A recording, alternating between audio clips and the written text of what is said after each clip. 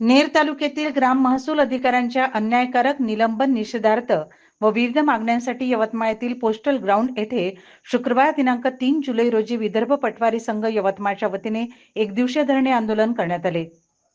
नेर तहसीलदार यांनी जिल्हाधिकाऱ्यांनी चुकीचे प्रस्ताव पाठवून त्यांनी कोणतीही तक्रार व कुठलीही चौकशी न करता भरत पिसे, महेंद्रकुमार अगमे, प्रतीक पाशे, भारती धांडे या 4 महसूल अधिकाऱ्यांना सूडबुद्धीने निलंबित केल्याचा आरोप करीत अनेक वेळा विदर्भ पटवारी संघ नागपूर जिल्हा शाखा यवतमाळच्या वतीने जिल्हाभरात आंदोलने व निषेध नोंदविण्यात आला।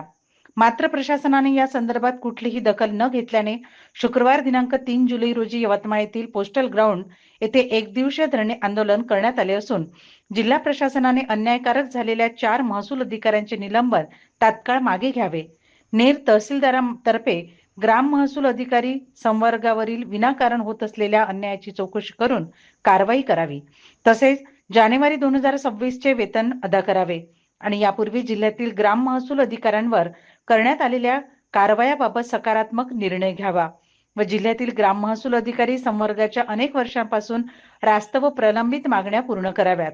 अशा विविध मागण्या विदर्भ पटवारी संघाने जिल्हाधिकाऱ्यांना दिलेल्या निवेदनाद्वारे करण्यात आल्या। यावेळी मोठ्या संख्येने संघटनेचे पदाधिकारी व महसूल अधिकारी आंदोलनात सहभागी झाले होते।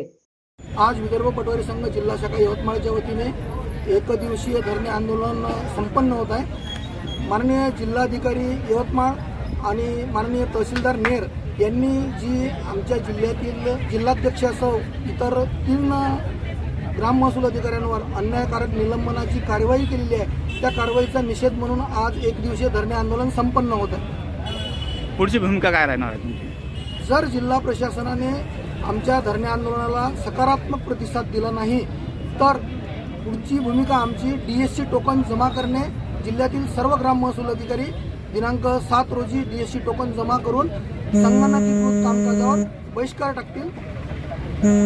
काय नाव तुमचं? नाव?